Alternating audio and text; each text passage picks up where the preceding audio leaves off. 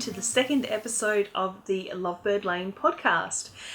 Thank you so much for joining me. My name is Julianne, and this is my little space of YouTube where I talk about all my crafting and things like that I have been doing. I am multi-craftual, so you never quite know what you will see on this podcast. So if you're a new viewer, this may be like in other podcasts, this may be different. If you're a returning viewer, thank you so much for coming back. You know, I love having you. And yes, so this week I don't have a lot to talk about. Obviously, I did quite a bit of talking in last week's two-parter episode. And since then, I haven't done a whole ton of crafting. I have found that I have become quite monogamous with my crafting, and I'm only really working on 1 to 2 projects at a time. Sorry, posty interruption. So what was I saying? Now Granger is in here. Hi. No, Mummy's recording. Yeah. I have been becoming more monogamous, and I'm finding that it's really beginning to work for me because I work on a project, I get that project done, and I can move on to the next, which I'm finding really fulfilling instead of having multiple things on at once, which is great. That's fine. It's working for me. So yeah, and I was talking last week about my Nanilchik Swan Show, which I had been working on, and that is something that I have put aside for the moment because we've had quite a bit of hot weather here lately. This morning is actually quite cold. It is a maximum of 30 today, and I think it was only about 15 this morning when I got up. And you remember last week was really a very warm day. It was 41 degrees, I believe. Yeah, so today's going to be 30. And I know that I had dug out my Nanilchik Swan Show to work on. I started that back in August last year. But I have put that away again because it was getting too hot to knit on, and it was kind of just destroying my knitting mojo, to be honest. Because in the heat, having like a 4-layer, wearable blanket sitting on your lap, knitting on it is not a lot of fun. And I mean, don't get me wrong, I love me a wearable blanket. It's one of my favorite things to knit and wear, but not the most favorite thing to be knitting on when it is hot. So I have put that away. And I have been working quite a bit on Simon's sock. So I've done quite a bit of this since last week, and that's mostly because, like I said, it has been hot, and with my knitting mojo coming and going because of the heat, it's probably easiest just for me to pick up a sock and knit a couple of rounds. So last night I turned the heel, and I'm now working on the foot. So this was the Knit Picks Chroma Twisted that I talked about last week, and I had a comment saying that somebody, it was on clearance and they stocked up on it, and I was like, I can't remember who you were, I'm so sorry, it might have been Marie, might have been you, Marie. They stocked up on it, and I'm like super jealous because I really am enjoying this, and you will enjoy knitting with it too, Marie. If it was you, Marie, I apologize. I should have checked before I spoke. But yes, this is where I'm at. It's just my sock. It's just a plain sock, so I'm just picking this up and doing a few stitches here and there, and then I guess I'll get back to the second sock of mine, and then back to the second sock of Simon's. So these are still on the needles. They will still be going for a little while, so I'm sure you'll see these again. And the big project that I'm working on, because I'm finding that I'm having a sock going on all the time plus another project. So the bigger project that I am working on is a lighter sweater that I've pulled out of hibernation. And this is my Puntilla sweater, which is a pattern written by Helical, and it is a boxy sweater, which is, Are you surprised? It's Helical. And this is being knit out of my own yarn. This is my 3PM colorway. And it looks really quite big, but it is a drop shoulder sweater. So it does look really wide because because the sleeves start here. But like I said, it is drop shoulder, so you know, it will sort of hang down the top of the arm when it is worn. It does look a little short to me, but I think I need to see it on to really decide, because I'm thinking I might undo the bottom and keep knitting a little bit longer. But I mean, I could test it now, but I'm halfway through a sleeve. So pretty much I dug this out the other day and I knit a sleeve on it. And I had started this sleeve, but I really wasn't happy with how I picked up the stitches, because I'm finding, because I'm alternating skeins on this project, the end, like the side, because the top of this, basically until you get to the bottom of the armhole, it's knit flat, and there are short rows in the shoulders, and because it's knit flat and I'm alternating skeins, I've just been carrying my non-working yarn up the side, and because of that, the side of the flat knitting that had the colour change and the carrying of the yarn up was a lot messier and looser than the side that was just basically a turn and knit back.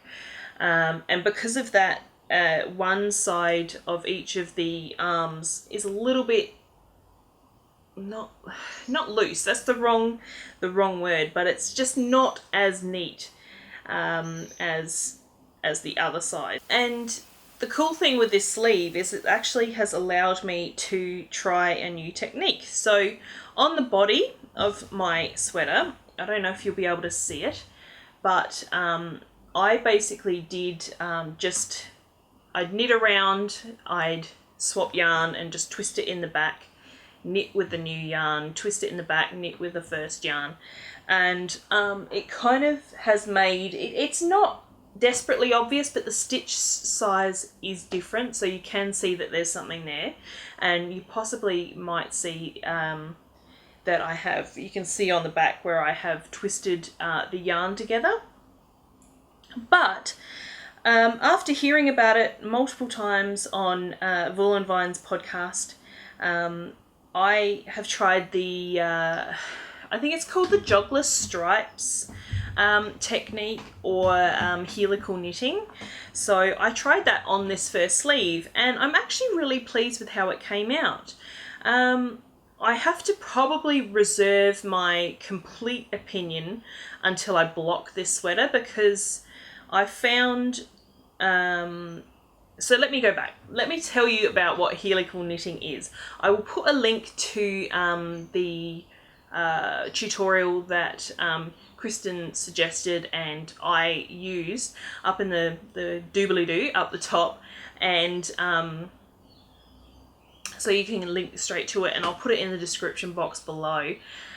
But basically, you stop 3 stitches before the end of the round, and you slip 3 stitches, and then you knit in your new yarn, and then 3 stitches before the tail of the first ball, you stop, you slip those 3 stitches, then you continue knitting with the first ball, and you just sort of alternate them that way.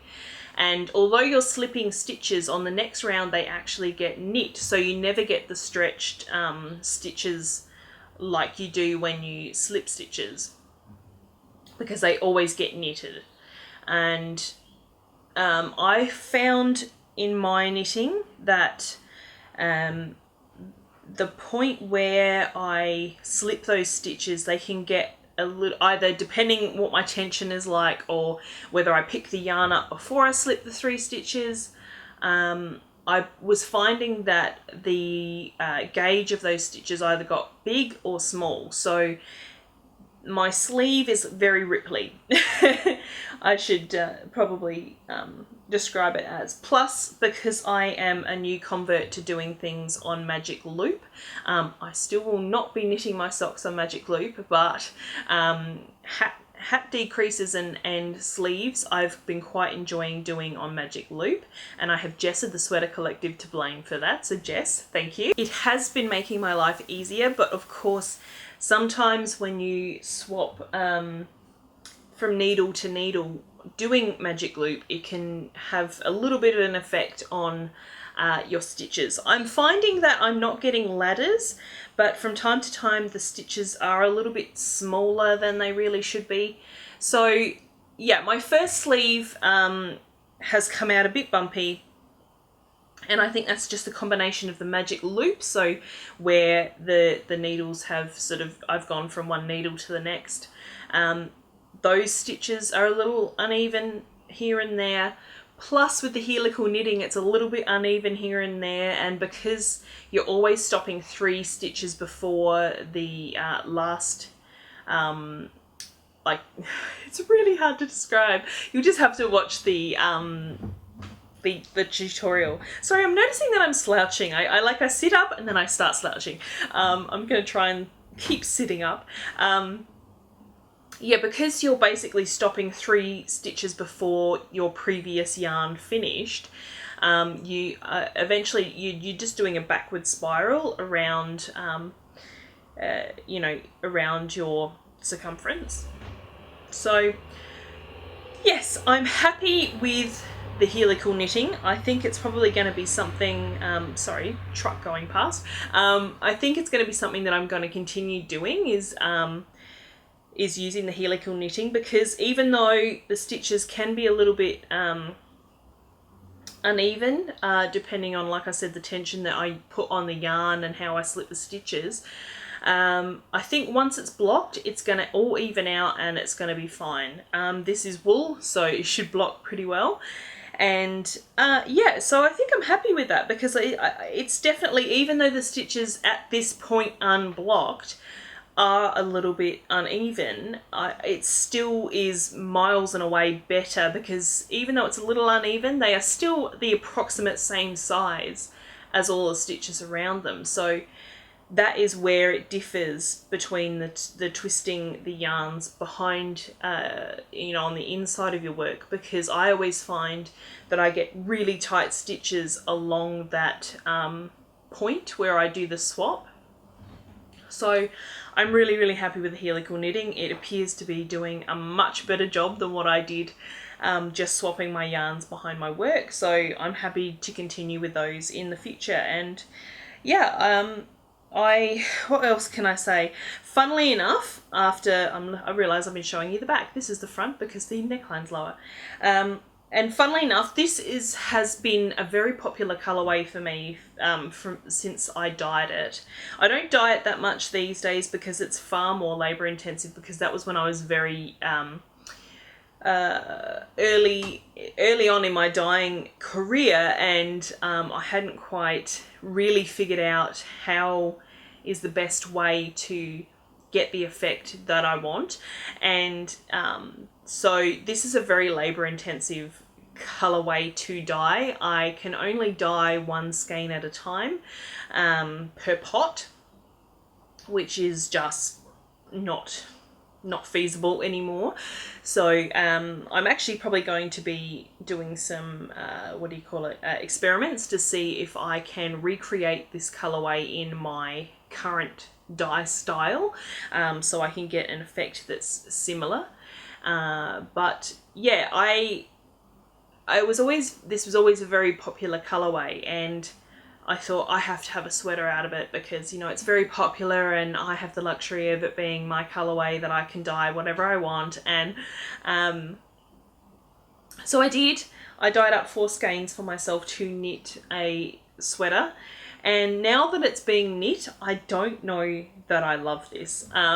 If you realize, I don't know, you probably don't pay any attention to my clothing, but I've kind of nailed it down finally after 36 years of wearing clothes, that I have a very strict kind of color palette that I enjoy wearing, and if I deviate from it, I really don't ever feel comfortable.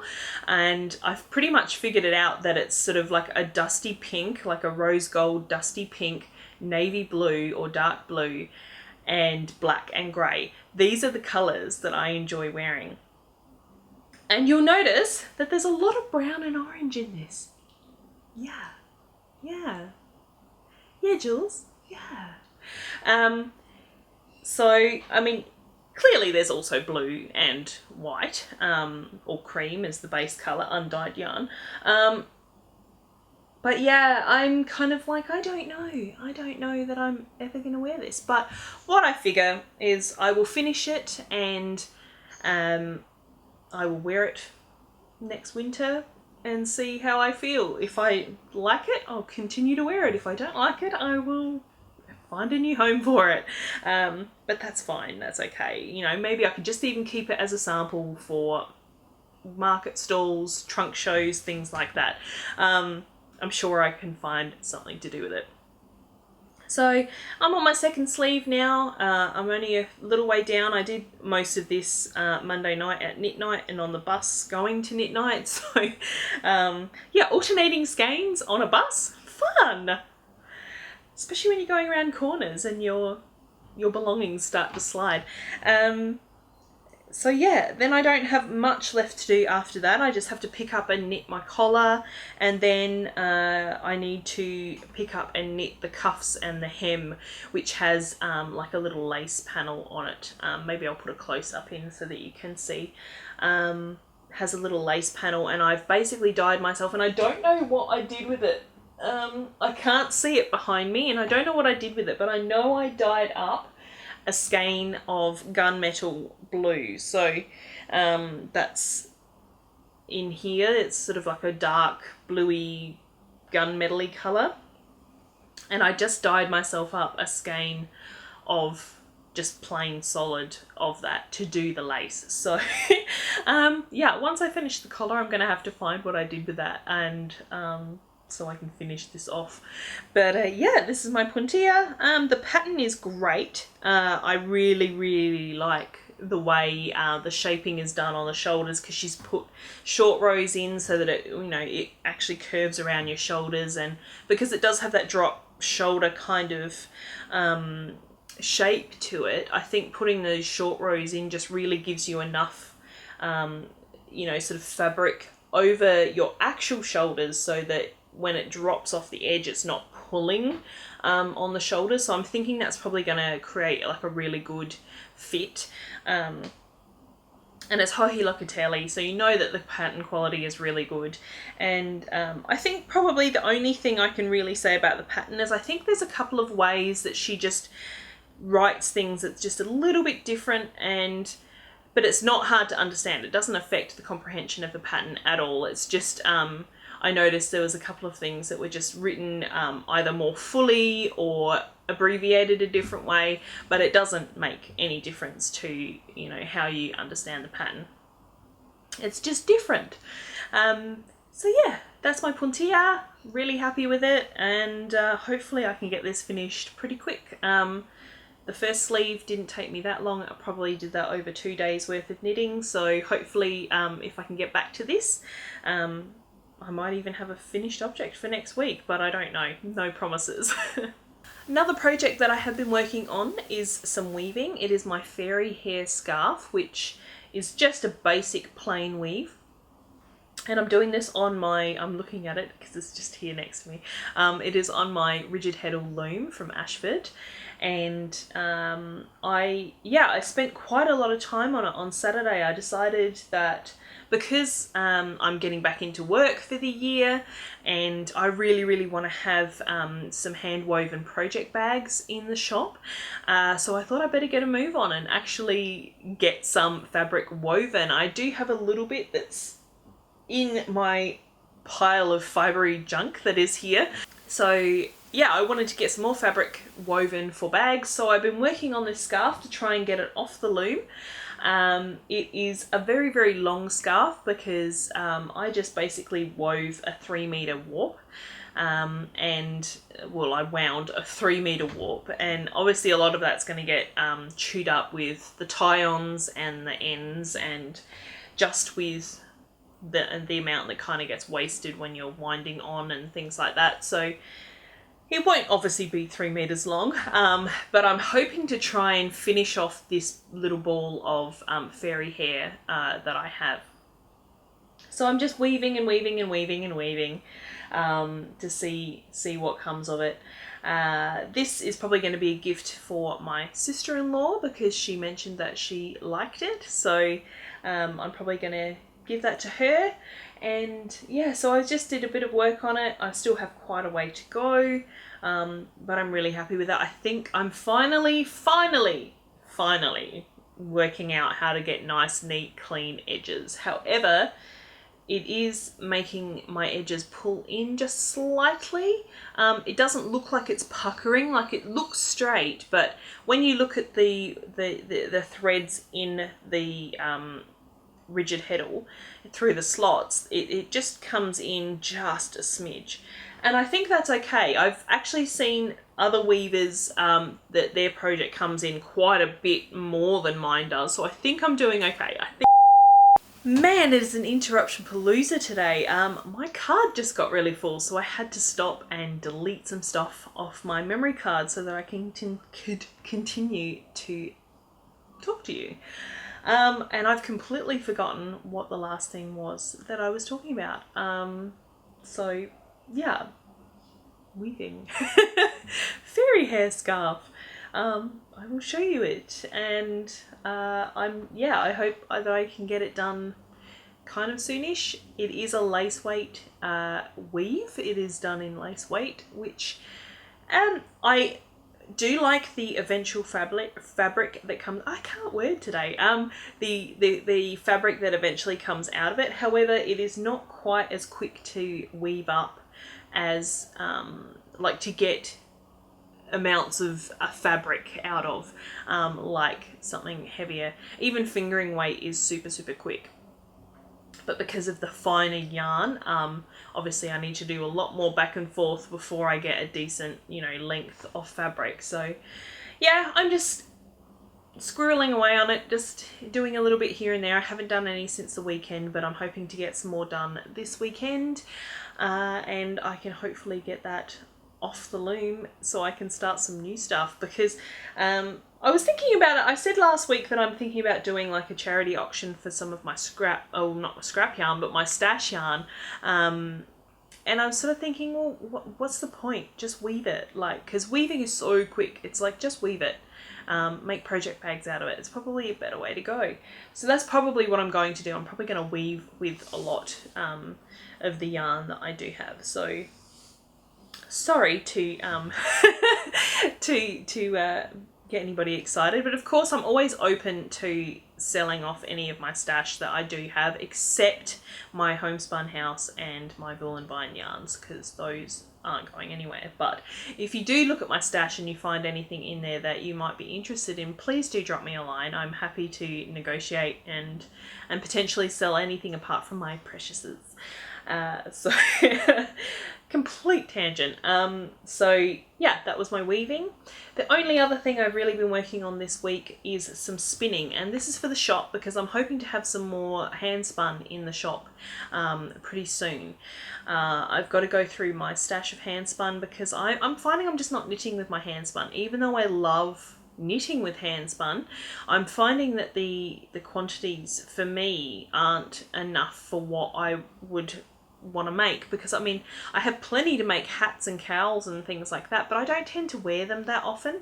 Although this winter with my short haircut may actually be the first time I'm going to wear a lot of hats and cowls and things like that, so who knows, maybe I'll need them. But I will probably be listing quite a bit of my hand spun in the shop, plus making some more. So what I have been working on this week is some merino fibre that I got from Kathy's Fibres. She is my favourite for lovely hand-dyed fibre. Her prices are very, very reasonable and they're beautifully done.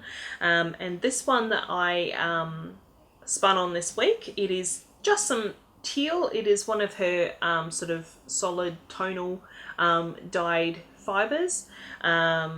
I don't know how long I've had this in my stash. I know you're not supposed to marinate fibre in your stash for too long.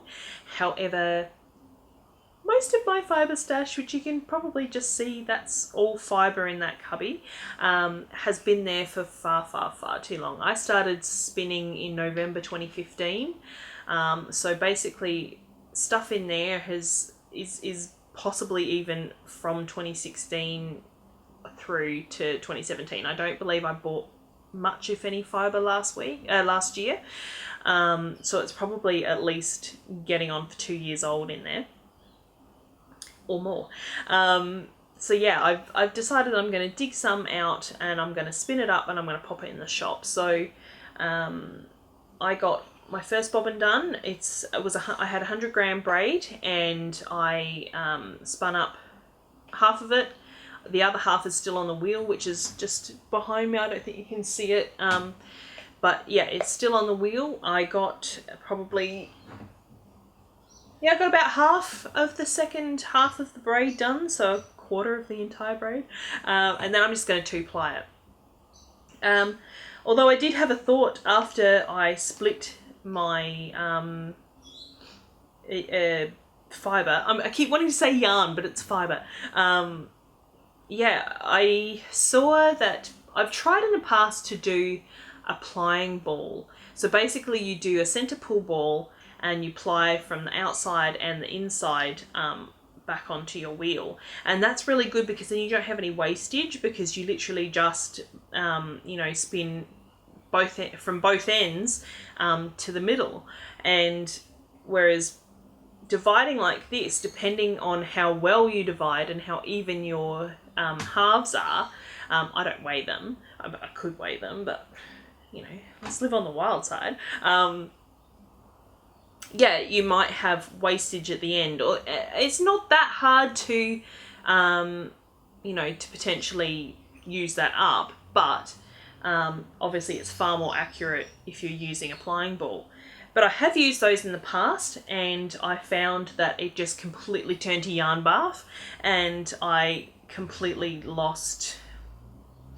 I think the one that went really bad, I think I lost 2/3 of my singles, because my plying ball just collapsed on itself, and yeah, it was a mess, and I got so upset and I got really angry. Quite a few swears were had, and so yeah, I don't want to do that again, and that's what made me do 2 different bobbins. I'll put this down so I'll stop waving it around. However, I saw the other day Sits and Spins on Instagram. Her name is just escaping me just at the moment. Robin. She showed how she does hers, because I know that she always uses a plying ball. And I always kind of wondered how she was so successful using the plying ball, and she gave her tips. And basically she said to wind your singles onto a toilet paper roll and then put like a drop spindle stem up through that ball, so that the ball can't actually collapse on itself. There's always something in the middle of your centre pull ball to stop it collapsing on itself. And I think that's the key, is to put something in there that prevents all the singles just meshing and collapsing on themselves. So perhaps in future I will try that, and I will get back to you and let you know how that goes. However, for now I'm doing 2 separate bobbins, and hopefully I can have this done and in the shop next week. That will be, or in the next update, which is a fortnight, because tonight is my first update. Getting all confused. Gosh, it's only 2 weeks back to work and I'm already like losing my mind. Not really. My brain's a little foggy today. I think I need another cup of coffee. But yeah, that's all I really have for you today. Not very much else. But yeah, I've not even really been doing anything this week. It's been a pretty quiet week, apart from my crafting and working, and yeah, I went back to my cleaning job last Friday, so that was good to see everybody again, despite the heat. Their office gets really hot and stays really hot when the weather has been hot, so I said hot very many times just then. Which is not great for me, because I go in there and I'm cleaning for 2.5-3 hours and I get pretty hot and I sweat a lot and I hate sweating. So yeah, I don't like my cleaning job much in summer, because it's hot and sweaty and I don't like it. But girl's got to do what she's got to do. She works hard for the money, you know. So yeah, like that's probably it. Been back to work. I don't think I went anywhere apart from knit night on Monday, which was lovely. And